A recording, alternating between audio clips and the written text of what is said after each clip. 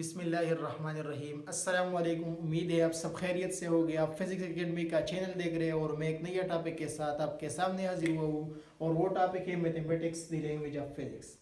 जहन में सवाल पैदा होता है कि मैथमेटिक्स को क्यों द लैंग्वेज ऑफ फिज़िक्स माना जाता है, तो इसका सीधा साधा जवाब ये है कि when we express the idea of physics in mathematical term they are clear, that is why mathematics is considered the language of physics. मैंने बोर्ड पर सीधा साधा लिखा है कि जब हम एक फिज़िक्स की आइडिया को लिए, मेरे जहन में एक सोच आया, एक सवाल आया जो ताल्लुक़ रखता है फिज़िक्स से, और उसका मैंने डिटेल किया, एक्सपेरिमेंट किया, ऑब्जर्वेशन किया। उसके बाद जब मैं उस फिज़िक्स की टर्म को लिए मैथमेटिकल टर्म में एक्सप्लेन करता हूँ, तो वो जो व्यूअर देखेंगे, जितने भी इसके देखने वाले होंगे, उसके मैथमेटिकल टर्म को देखेंगे तो उसको क्लियर होगा और बआसानी समझ जाते हैं। इसी वजह से मैथमेटिक्स जो है वो फिज़िक्स का लैंग्वेज जाना जाता है। आपने आइंस्टाइन के बारे में पढ़ा होगा, उन्होंने बड़े बड़े रिसर्च की है, लेकिन वो जस्ट थ्योरेटिक फिजिक्स था।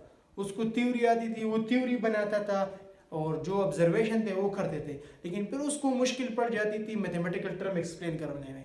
तो उसकी एक जो मैथमेटिकल टर्म थे उसका क्लियर करना उसकी बीवी का काम था, यानी उसमें बड़ा रोल उसकी बीवी का था और वो मैथमेटिकल टर्म बनाता था। तो फिजिक्स के लिए ज़रूरी है कि आप फिजिक्स के साथ साथ मैथ्स पर भी तवज्जो दें, क्योंकि मैथमेटिक्स जो है फिजिक्स का लैंग्वेज है और इन दोनों का इंटर रिलेशन भी है। और मैथमेटिक्स जो है फिजिक्स का लैंग्वेज है, तो without mathematics physics is incomplete.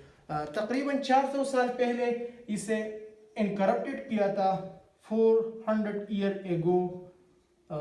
जो मैथमेटिक्स था इसको as a language of physics incorporate किया था, यानी फिजिक्स में शामिल किया गया था।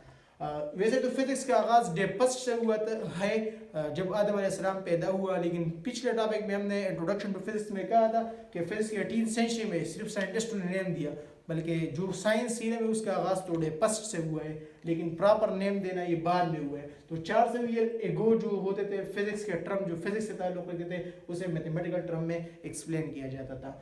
जैसे कि एग्जाम्पल आपके बुक में दिया है कि current is equal to Q divide by T, यानी करंट जो है जितना चार्ज जो इंट्रिंसिक प्रॉपर्टी है एक बॉडी की वो ट्रेवल करे विद रिस्पेक्ट टू टाइम।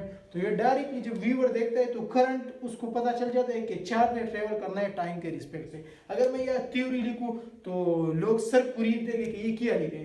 जब ये सीधा साधा मैथमेटिकल टर्म लिखा तो उसको डायरेक्ट क्लियर हो जाता है कि ये चार्ज है और ये टाइम है, यानी charge with respect to time is equal to current. और Newton second law state that F is equal to ma, force जो है ये बराबर है बॉडी के मास और उसके एक्सेलरेशन की प्रोडक्ट की।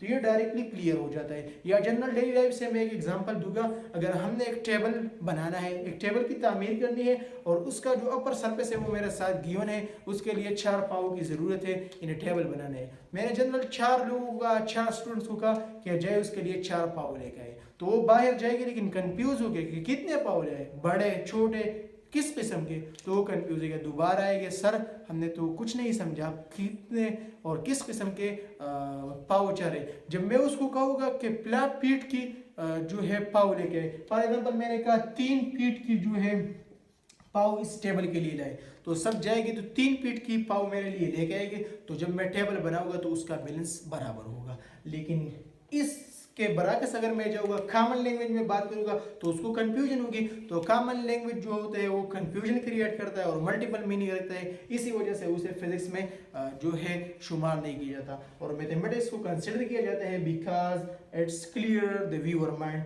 जो व्यूअर का माइंड होता है वो क्लियर कर जाता है और उसकी सिर्फ सिंपल मीनिंग होती है, यानी ये एक मीनिंग रखता है, और कॉमन लैंग्वेजेस मल्टीपल मीनिंग रखते हैं। इसी वजह से मैथमेटिक्स को फिजिक्स का लैंग्वेज कहा जाता है। उम्मीद है आपको मेरा आज का ये लेक्चर पसंद आया होगा। हमारी वीडियो लास्ट तक देखते रहिए और हमारे चैनल को सब्सक्राइब करें और अपना बहुत ख्याल रखें और हमारे नेक्स्ट लेक्चर का इंतज़ार करें। Take care of yourself, good पर bye bye, see you next time, अल्लाह हाफिज़।